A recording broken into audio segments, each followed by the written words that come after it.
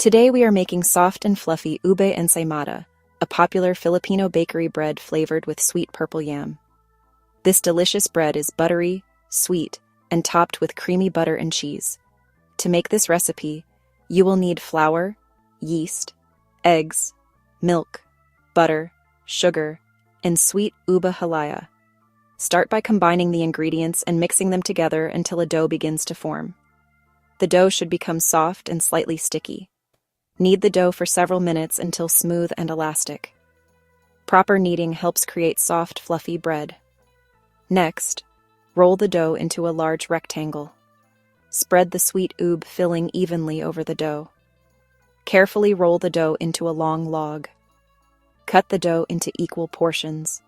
Shape each piece into a spiral and place them into baking molds. Allow the dough to rise until light and fluffy. Bake the bread until golden and fragrant. Spread butter generously on top while the bread is still warm. Finish with sugar and grated cheese. Soft, fluffy, and full of sweet ube flavor. Enjoy your homemade Ube Ensaymada.